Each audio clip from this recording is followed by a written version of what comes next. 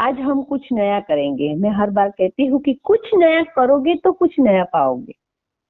इस बार हम विक्रम बेताल की स्टोरी सुनेंगे। आज तक हम हमारी मातृभाषा गुजराती में रीडिंग करते आए। हमारे इस ग्रुप का एक उद्देश्य है कि हम लोग नियमित रीडिंग करें, हमारे में एक आदत बन जाए। इसलिए हम रोज का 10 मिनट का रीडिंग करते हैं। तो बस यही हम आगे बढ़ाएंगे। और इस बार विक्रम बेताल की जो स्टोरी है, आपको एक आश्चर्य होगा कि हार्वर्ड यूनिवर्सिटी में एमबीए विद कम्युनिकेशन करने वाले स्टूडेंट के लिए ये ऑफिशियल बुक है। ऐसा क्यों? तो बोलते हैं कि ये बुक में बहुत सारे एथिक्स है। हमें अपने हिसाब से न्याय लिखना है। हम कुछ भी लिख सकते हैं, जैसे कि उस व्यक्ति ने ये नहीं किया होता तो ये सिचुएशन ही खड़ी नहीं होती, यहाँ गलती है। सब कुछ हम अपने हिसाब से लिखेंगे। सिर्फ मन की कसरत पे हमारा ध्यान होना चाहिए। मन की कसरत के लिए ही हम ये रीडिंग करते हैं और इसमें ऐसे मोरल लिखते हैं, न्याय लिखते हैं। बेताल 25 हम पढ़ रहे हैं। कल हमारी स्टोरी का प्रश्न था कि पापी कौन है, और विक्रम उत्तर दे रहे हैं अपनी पत्नी को घर से बाहर निकाल देने वाला युवक ही वास्तव में पापी है। और फिर वैसे ही विक्रम और बेताल ने स्टोरी में रखा है, अपनी शर्त रखी है कि यदि जवाब दोगे तो मैं चला जाऊंगा, और जानते हो और जवाब नहीं दोगे तुम्हारा सिर चूर चूर हो जाएगा। फिर उत्तर कोई नहीं देता है विक्रम। फिर भी बेताल अपनी नई स्टोरी शुरू कर रहे हैं।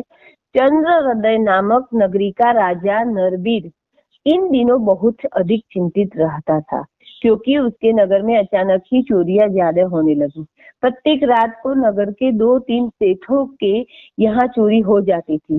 सभी लूटने वाले सेठ राजा के पास जाकर अपनी शिकायतें कर देते थे, लेकिन अब उन शिकायतों का कोई समाधान नहीं हो पा रहा था। राजा नरबीर ने अपने राज्य में चोरी की बढ़ती हुई घटनाओं को देखते हुए नगर के कोतवाल को कड़ी सुरक्षा व्यवस्था लागू करने का आदेश किया, किंतु सुरक्षा के सारे प्रबंध व्यर्थ थे। इन सब के बावजूद भी चोरियां में कोई कमी न आई।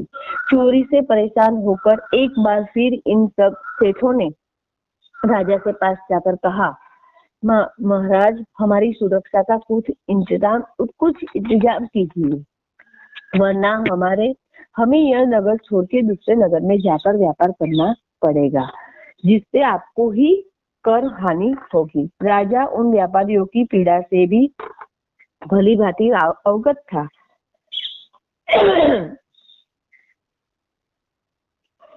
राजा ने उनको यह विश्वास दिलाया कि चोरी की इन घटनाओं को रोकने के लिए सख्त कदम उठाए जाएंगे और चोर को पकड़ने की व्यवस्था वे स्वयं करेंगे। व्यापारी संतुष्ट होकर वापस लौट गए। इससे राजा की चिंता बढ़ गई थी, क्योंकि चोर न पकड़ा जाना उनकी भी बदनामी का कारण बन गया था। उधर चोर बहुत ही चतुराई से चोरियों का काम कर रहा था। वह एक स्वस्थ और सुंदर नौजवान था, जिसे देखने के बाद कोई भी उसे चोर नहीं कह सकता। इसी कारण से वह सिपाहियों की पकड़ में नहीं आ पा रहा था। एक रात वह चोर नगर से धर्मराजा के घर चोरी करने गया। वहां उसकी नजर उस सेठ की पुत्री शोभनी पर पड़ी। अति सुंदर कन्या को देखते ही वह उस पर मोहित हो गया। शोभनी भी उस पर नजर पड़ गई। उसे भी वह चोर पसंद आ गया। उसने शर्माते हुए पूछा, तुम कौन हो और इस समय यहाँ क्या करने आए हो? मैं एक चोर हूँ और यहाँ चोरी करने आया हूँ। शोभनी ने समझा वो दिल चुराने की बात कर रहा है, इसलिए शर्माते हुए मुस्कुरा दी। चोर ने फिर उसकी अगली रात पुनः आने का वादा किया और चला गया। अब वे दोनों रोज रात को मिला करते थे। पहले वह चोर शोभनी से मिलता, फिर चोरी करके चला जाता। शोभनी इस बात से बिल्कुल ही अनजान थी कि वह युवक वास्तव में चोर है, इसलिए उसने मन ही मन उस युवक से विवाह करने का निर्णय कर लिया। चोर निरंतर चोरियां करता रहा और राजा परेशान होता रहा। जब राजा पर दबाव अधिक बढ़ने लग गया तो उसने यह निर्णय किया कि वह स्वयं ही चोर को पकड़ने के लिए जाएगा, और वह वेशभूषा बदलकर रात को घूमने लगा।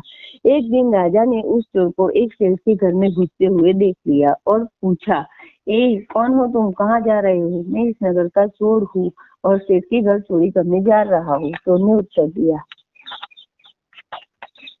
क्या तुम वही चोर हो जिससे सारा नगर परेशान है? राजा ने पूछा। हाँ, लेकिन तुम यह सब क्यों पूछ रहे हो?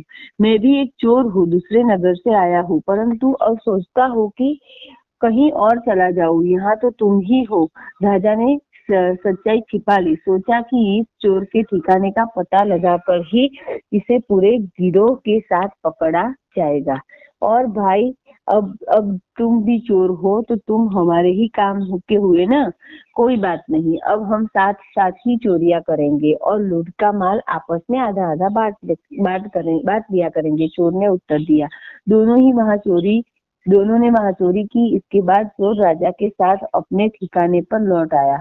घने जंगलों के बीच एक गुफा में उस चोर ने अपना अड्डा बसा रखा था। राजा ने देखा कि वहां पर लूट का सारा माल पड़ा हुआ था। राजा को इस बात का एहसास हो गया कि वह चोर अकेला ही सारी चोरी करता था। फिर राजा ने उसे अपना परिचय देते हुए कहा, मैं चंद्रवदय नगर का राजा नरवीर हूँ, सावधान हो जाओ, मैं तुम्हें गिरफ्तार करता हूँ। चोर भी बहुत साहसी था।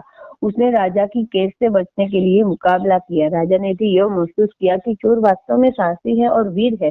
फिर भी राजा ने उसे अपने वश में कर लिया और पकड़कर गुफा से बाहर ले आया। जंगल से बाहर आने पर राजा ने सिपाही भी राजा को मिल गए। उन्होंने राजा को पहचान लिया और चोर को अपने कब्जे में ले लिया।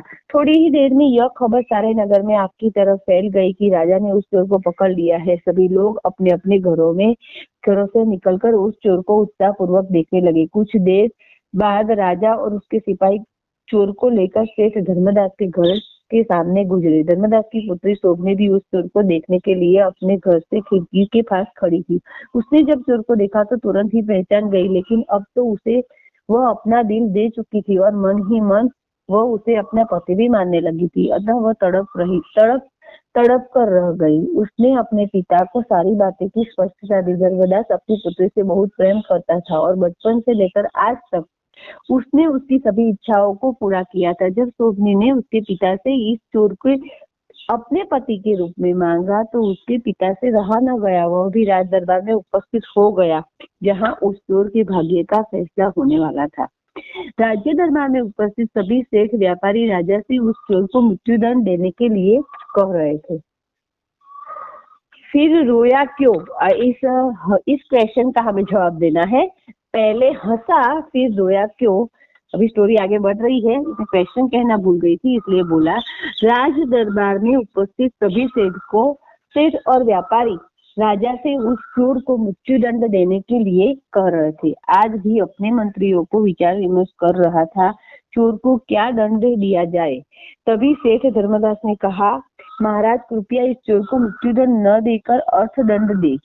आप इस पर जितना भी अर्थदंड लगाएंगे मैं भरने के लिए तैयार हूँ। राजा, दरबारीगण तथा दरबार में उपस्थित सभी सेठ और व्यापारी धर्मदास की बात सुनकर आश्चर्यचकित हो गए। राजा ने जब इसका कारण जानना चाहा तो धर्मदास ने स्पष्ट बता दिया कि उसकी पुत्री इस चोर से प्रेम करती है, इससे विवाह करना चाहती है। लेकिन राजा ने धर्मदास की विनती स्वीकार नहीं की और चोर के लिए मृत्युदंड का फैसला सुना दिया।